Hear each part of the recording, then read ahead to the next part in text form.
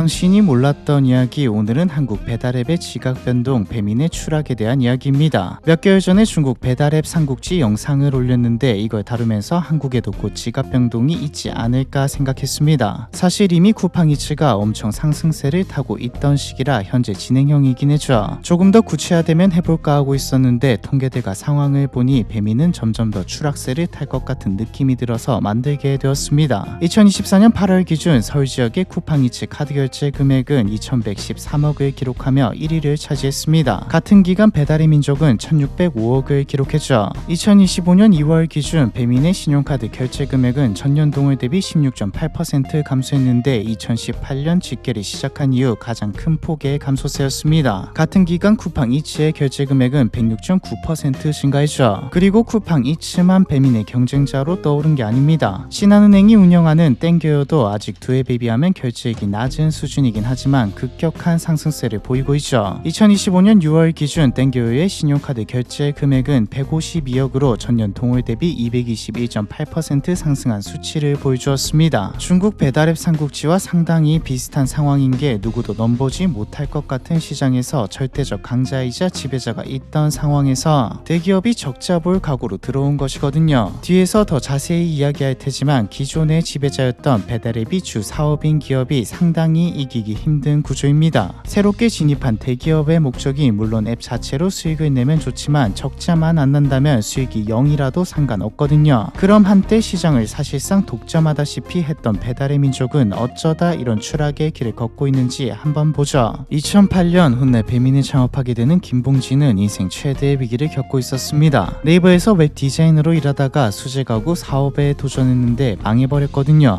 창업이 대개 그렇듯 실패한 뒤 김봉진은 빚은 물론 생활고까지 겪었습니다. 일단 빚을 갚아야 하니 다시 직장 생활로 돌아갔죠. 얼마 지나지 않은 2010년대 스마트폰이 등장하면서 많은 것들이 변하기 시작했습니다. 수많은 앱들이 등장하면서 삶에 직접적인 변화를 가져오는 모습을 보면서 김봉진은 다시 한번 사업에 뛰어들자고 결심했죠. 최초의 배달앱은 배달통이었지만 김봉진 대표가 이끄는 배달의 민족은 출시되자마자 급격한 성장세를 탔습니다. 사실 배달앱은 서로서로 차별점이라고 내세울 게 딱히 없었죠. 들어가서 보고 눌러서 주문하면 배달해주는 시스템 안에서 혁신이라고 할 만한 무언가를 만들어내는 게 불가능하니까요. 배달이라는 현실과 연계된 비즈니스기에 한계가 명확했습니다. 그래서 가장 중요한 게 마케팅이었죠. 쿠폰을 뿌리는 것도 마케팅입니다. 쿠폰은 모든 배달앱이 뿌렸지만 배달의 민족은 브랜딩에서 다른 앱들과 차별화에 성공했죠. 다른 앱 경쟁사들 수준의 할인 쿠폰을 뿌리면서 우리가 어떤 민족입니까 부터 시작해 치킨은 살 안 쪄요, 살은 내가 쪄요 같은 참신한 카피들을 유행시키고 이외에도 폰트와 각종 이벤트들까지 히트시키면서 배달앱 하면 배민이 떠오르도록 만들었습니다. 앱의 디자인도 애초에 창업자가 디자이너여서 그런지 다른 앱들보다 깔끔하면서도 예뻤죠. 얼마 안가 배민은 배달앱들을 다 제치고 선두주자 자리를 차지했고요. 하지만 선두주자일 뿐 압도적 1위까지는 아니었죠. 출혈 경쟁은 계속되긴 했습니다. 배달앱 시장이 돈이 된다고 생각한 투자자들이 배달앱 시장에 돈을 풀기 시작하면서 특히 이미 자본이 많은 독일계 회사인 딜리버리 히어로가 출시한 요기요가 적자를 감소하면서까지 할인 쿠폰을 뿌렸죠. 배달앱 시장은 혼돈 그 자체였던 시기를 지나 2010년대 중반쯤이 되자 배민과 요기요의 양강구도가 됩니다. 가장 돈을 많이 뿌릴 수 있었던 두 기업이죠. 양강구도이긴 했지만 사실상 배민의 선두였습니다. 요기요의 경우 큰 할인 쿠폰을 뿌릴 때 잠깐 사용자가 늘어났을 뿐 대부분 배민을 이용했죠. 배민은 배민 라이더스를 출시하며 직접 라이더를 모집하고 관리하면서 배달 시 일어났던 문제들을 플랫폼에서 다 처리할 수 있게 되었습니다. 고객 입장에서는 더 빠르고 편리하게 배달 관련 상담 서비스를 이용할 수 있게 되었구나 정도였지만 또 배달의 품질이 높아질 것을 기대해 볼 수 있는 정도였지만 배민 입장에서 또 시장 입장에서 봤을 때는 배민이 배달 중개를 넘어 수수료와 광고 장사를 넘어서 라이더 시장까지 지배력을 뻗치는 순간이었죠. 2015년 앞서 나온 요기요의 모회사인 딜리버리 히어로는 당시 3위였던 배달통까지 인수하면서 배민에 맞섰습니다. 배달뿐만 아니라 한번 1위를 찍은 기업이 파이를 전부 먹게 되는 IT 시장의 특성상 양쪽 모두 적자가 많이 났음에도 시장 점유율 확보에 총력을 기울인 겁니다. 둘 다 물러설 생각은 없어 보였죠. 결국 승자는 또 배민이었습니다. 딜리버리 히어로는 독일 기업이기도 하고 배민 이외에도 각 나라에서 배달앱 서비스를 운영하고 있었기 때문에 배민처럼 한국 특화 마케팅 같은 전략을 펼치지 못한 것도 있고 사실 배민이 배민이 워낙 잘했죠. 당시만 해도 지금과 달리 배민의 이미지가 나쁘지 않았고 새로운 나름 혁신이라 불릴만한 것들도 계속해서 나왔지만 요기요는 아니었습니다. 이미지는 좋지도 나쁘지도 않았지만 큰 변화는 없었죠. 딜리버리 히어로는 계속 싸울 돈은 있었지만 아무리 때려박아도 점유율을 가져오기 힘들다고 판단했습니다. 그래서 그냥 1위 기업을 인수하자로 가게 되죠. 앞서 나왔듯 특성상 1위가 시장을 지배하게 되는데 이쯤 배민이 1위를 공고히 하고 있었으니까요. 2019년 12월 딜리버리 히어로는 배달의 민족 운영사 우아한 형제를 인수한다고 발표합니다. 금액은 40억 달러, 한국 IT 기업 M&A 역사상 최대 규모였죠. 이때 김봉진 대표가 잘 키워놓고 왜 회사를 팔았냐는 말이 많았는데 이건 어느 정도 유추가 가능합니다. 일단 한국 시장을 넘어서 글로벌 진출의 한계를 느꼈던 시점이기도 하죠. 자체적으로 일본과 베트남에 진출해봤지만 딜리버리 히어로가 한국 시장에 요기요를 내서 경쟁을 했지만 배민에 밀렸던 것처럼 그 국가에 이미 자리를 잡은 앱을 이기기란 또 그 국가 사람이 만든 앱을 뛰어넘기란 쉽지 않았습니다. 그리고 딜리버리 히어로가 제시한 조건도 상당히 매력적이었죠. 단순히 금액이 아니라 김봉진 대표는 딜리버리 히어로의 주식을 받았고 아시아 사업을 총괄하는 직책도 받을 수 있었거든요. 자체적으로 해봤지만 부진했던 해외 진출을 거대한 자본을 바탕으로 리스크는 물론 있겠지만 덜한 상태로 해볼 수 있는 기회였습니다. 마지막으로 새로운 경쟁자가 등장할 가능성이 너무나 높은 상황이었죠. 쿠팡이츠도 2019년에 출시되었고 중국을 비롯해 다른 나라에서도 배달앱 시장에 거대 기업들이 막 뛰어들었거든요. 특히 거대 기업들 입장에서는 배달앱을 주 사업에 도움을 주는 사업으로 취급하는 경우도 많았기에 이제 점유율 확보하고 수익을 내야 하는 시기인데 또 출혈 경쟁이 시작되면 이길 수 있을지 또 언제까지 적자 보면서 싸워야 할지도 모르는 상황이었습니다. 이 시기 한국도 그랬지만 세계적으로 배달 시장이 정점을 찍고 내려올 일만 남았다. 잘돼도 현상 유지가 닿을 것이다라는 평가도 많았고요. 하지만 문제가 있었습니다. 2019년 기준 공정거래위원회 자료에 따르면 배민과 요기요가 배달앱 시장의 99.2%를 차지하고 있었거든요. 즉 한 회사가 한국과의 하나의 산업을 독점하게 되는 상황이었습니다. 공정위는 조건부 승인을 내렸죠. 한마디로 정리하면 딜리버리 히어로가 우아한 형제들을 인수하려면 요기요를 팔아라 였습니다. 딜리버리 히어로는 만들든 사든 애초에 1위를 찍는 게 목표였기에 요기요를 버리고 배민 인수를 택했습니다. 요기요는 팔렸고요. 당연한 말이지만 배달의 민족은 인수된 후 내부적으로 엄청난 변화를 겪었죠. 전문 경영진이 운영하게 된 것도 있지만 가장 큰 건 수익성입니다. 사업이 원래 그렇지만 딜리버리 히어로가 독일계 기업이 한국 자영업자들을 걱정하면서 사업을 할 리는 없죠. 중개수수료 체계 개편부터 야금야금 이것저것 인상하기 시작했습니다. 소비자들은 크게 달라진 게 없어 보였지만 자영업자 입장에서는 아니었죠. 언론에서도 배달 플랫폼에 뭔가 문제가 있다는 이야기가 슬슬 나오기 시작했는데 코로나가 터집니다. 이때 가장 큰 수혜를 입은 게 배민이라고 봐도 과언이 아니죠. 배달 시장이 정점을 찍고 내려올 일만 남았다. 잘돼도 현상 유지가 닿을 것이다라는 전망은 완벽히 깨졌습니다. 2020년 한 해 동안 배달앱으로 주문된 거래액만 통계마다 조금씩 다르기는 하지만 12조 2천억 이상으로 보는데 당연하게도 대부분은 시장 지배자였던 배민에서 거래된 금액이었죠. 성장세는 21년도까지 이어졌고 배민의 이용자 수는 1,500만을 돌파했습니다. 2020년 12월 기준 월간 활성 이용자를 보면 배민의 경우 1,370만, 요기요는 717만, 쿠팡이츠는 258만 정도였는데 요기요가 생각보다 엄청 높네, 쿠팡이츠도 생각보다 많았네라는 생각이 들 수 있지만 둘은 파격적인 프로모션을 할 때 찾았기에 이용자 수는 높아도 주로 사용하는 앱은 또 아니었죠. 이 사이 음식점들은 배민 덕에 매출은 늘었지만 플랫폼의 의존도와 비용 부담도 높아진 팔고 나면 남는 게 없다는 말이 본격적으로 나오기 시작한 시점이었습니다. 그렇다고 코로나인데 이런저런 조치 때문에 손님을 받을 수도 없는 노릇이니 배달 안 하면 당장 적자니 어쩔 수 없었죠. 배민의 매출은 당연히 상승했고 2022년에는 4천억의 흑자 전환에도 성공했습니다. 배민은 딜리버리 히어로는 이 지배력이 쭉 갈 거라 생각했죠. 뭔가 특별한 게 나오지 않는 이상 판을 뒤집기는 힘들어 보였고 번 돈으로 물류와 라이더, 인프라도 잘 깔아놨기에 실제로도 대항마가 없는 것처럼 보였습니다. 그리고 배민이야 이미 다 자리를 잡아놨지만 코로나가 끝나고 배달 시장이 예전만 하지 못하게 되면서 앞서 나온 전망 현상 유지 아니면 좀 하락세를 타게 될 것이라는 게 현실화되면서 진입할 기업도 없어 보였죠. 이쯤 배민의 이미지는 자영업자들 상대로 돈을 너무 많이 뜯어간다부터 시작해 배민의 독점세를 막아야 한다는 여론까지 더해지면서 나빠질 대로 나빠져 있었지만 그래서 누가 막을 수 있는 데였습니다. 그런데 쿠팡이츠가 이 모든 걸 뚫었죠. 만약 쿠팡이츠가 이전처럼 쿠폰으로 경쟁을 확장을 하려 했다면 요기요 수준에 머물렀을 수도 있지만 2024년 새로운 프로모션을 내놓으면서 상황이 바뀌었습니다. 물론 할인 쿠폰도 배민 수준으로 다른 앱 수준으로 뿌렸지만 핵심은 배달비 무료였죠. 정확히는 와우 멤버십 가입자에게 전부 무제한 무료 배달 혜택을 도입했죠. 공감하실 텐데 심리상 음식값이 3만원인 건 먹고 싶은 음식이면 아깝지 않아도 배달비가 막 7,000원이다 이러면 바로 안 먹어가 됩니다. 약간 뭐랄까 쓸데없이 나가는 돈처럼 느껴지거든요. 이 지점을 노린 거죠. 애초에 쿠팡 와우웨어는 1000만 명이 넘습니다. 이 사람들은 그냥 쿠팡 이츠 앱만 써도 배달비가 무료기에 안 넘어갈 이유가 없었죠. 특히 1인 가구가 열광했습니다. 배달들이 최소 주문 금액 맞추면 양이 많아서 혼자 먹기 좀 그런데 또 1인분이라고 해도 배달비 하고 나면 좀 가격이 센데 쿠팡 이츠는 배민과 비교해서 배달비가 없으니 1인분 주문 부담이 좀 덜했거든요. 배민도 바로 유료 멤버십 배민 클럽을 만들어서 배달비 무료와 할인 혜택을 주는 구독 모델을 도입했지만 이미 많은 사람이 쿠팡으로 넘어간 뒤이기도 했고 와우는 쿠팡에서 무료 로켓 배송, 반품 쿠팡 플레이 시청이라는 애초에 쿠팡 이츠가 없을 때도 1000만이 넘던 이용자가 있던 멤버십인데 배민도 똑같이 배달 무료 멤버십을 운영한다고 해서 배민에 가입할 이유가 없었습니다. 배민 클럽이 메리트가 있으려면 배민이 쿠팡보다 더 편리하거나 차별점이 있어야 했는데 없었죠. 배민 라이더처럼 쿠팡도 자체적으로 쿠팡 이츠 배달 파트너를 만들었으니까요. 쿠팡 이츠는 순식간에 게임 체인저가 되었고 배민은 과거 요기요 배달통과는 차원이 다른 위협을 맞이하게 됩니다. 쿠팡 이츠는 2024년 매출 1조 8천억을 찍으며 진정한 대항마임을 인증했고요. 다만 쿠팡 이츠가 프로모션들을 워낙 강하게 내니 영업이익은 낮습니다. 여기다 인프라도 구축하면서 돈도 많이 썼다 보니 영업이익은 매출의 1.1%인 217억이죠. 이것도 2023년과 비교해 3배 가까이 오른 수치고요. 배민과 비교해보면 확연하게 느껴집니다. 배민은 매출 4조 3226억, 영업이익은 6408억이거든요. 그런데 앞에서 이야기했던 새롭게 진입한 대기업의 목적이 물론 앱 자체로 수익을 내면 좋지만 적자만 안 난다면 수익이 0이라도 상관없다는 말 기억나시나요? 중국 배달 삼국지에서 나온 내용인데 뒤늦게 배달 시장에 뛰어든 징동은 배달에서 돈을 벌 생각이 없다라고 말했습니다. 삼국지에 참여하는 기업 중 하나인 메이투안도 처음에는 배달에서 수익이 안 나도 상관없다는 입장이었죠. 사실 메이투안은 애초에 배달앱도 아니었습니다. 쿠팡처럼 소셜 커머스로 시작한 기업이고 호텔과 여행 예약 등의 서비스와 1일 특가라고 그날 특가 상품을 판매하는 서비스였죠. 메이투안이 배달 시장에 뛰어든 건 배달시키러 앱에 들어온 사람들이 주사업들을 구경할 수 있게 일종의 마케팅으로 사용하려고 였습니다. 만약 배달 시장을 지배할 수 있다면 어느 정도라도 감당 못할 적자 수준이 아니라면 도시 지역 한정이기는 하겠지만 배달 기사들을 이용해 상품을 빠르게 배달할 수도 있죠. 즉 쿠팡이 로켓 배송으로 뜬 것처럼 주사업인 커머스에서 엄청난 경쟁력을 가지게 되는 셈입니다. 쿠팡에게도 똑같이 적용되는 말들이죠. 적자만 심하게 나지 않는다면 쿠팡 이츠의 점유율을 늘려서 유지하는 게 무조건 이득입니다. 쿠팡 플레이처럼 와우 회원을 가입하게 만드는 요소 중 하나이자 금방 말한 것들 모두 쿠팡이 할 수 있는 것들이고 하고 있는 것들이죠. 쿠팡은 전자상거래 기업이긴 하지만 핵심은 물류에 있으니까요. 중국에서는 이미 배달은 시장 점유율 싸움이 되었고 즉시 배송, 즉 자사에서 판매하고 중개하는 제품들을 라이더들을 이용해 더 빠르게 배달하는 서비스가 핵심 싸움이 되었습니다. 한국에서도 이 흐름대로 가지 않을까 생각되네요. 이렇게 보면 쿠팡 이츠의 영업이익은 낮은 게 아니라 적자만 안 나도 되는데 수익까지 안겨주는 사업이 되는 셈이죠. 전국적으로 보면 여전히 배민이 많이 우위에 있지만 배민이 추락한다라는 말이 나오는 이유도 여기에 있습니다. 물류를 중심으로 보고 가면 쿠팡이 쿠폰을 또 한 번 뿌리면서 쿠팡 제품들을 로켓 배송이 아니라 아예 2시간 뒤 배송으로 가버리면 배민은 따라갈 수가 없거든요. 상품이야 판매할 수 있겠지만 상품 풀에서 너무 큰 차이가 나죠. 또 그렇기에 전국보다 도시, 특히 서울의 점유율이 중요하게 처지는데 처음에 나왔듯 서울에서는 이미 쿠팡이 배민을 추월해 버렸습니다. 안 그래도 쿠팡 때문에 골치 아픈데 땡겨요까지 부상하고 있죠. 땡겨요는 신한은행에서 출시한 서비스인데 다른 곳들과 차별화되는 점이 하나 있습니다. 쿠팡과 배민 모두 수수료가 9.8%인데 땡겨요는 2% 이하, 즉 상생이라는 슬로건을 걸고 나왔거든요. 근데 뭐 다들 아시다시피 이전에도 몇 번 나왔고 말이 상생이지 결국 소비자들은 편하고 할인 많이 해주는 곳을 찾습니다. 땡겨요가 다른 상생 배달앱들과 달리 뜰 수 있었던 건 지자체와 공공 배달앱이라는 이름으로 제휴를 맺으면서 재정 지원을 받았기 때문이죠.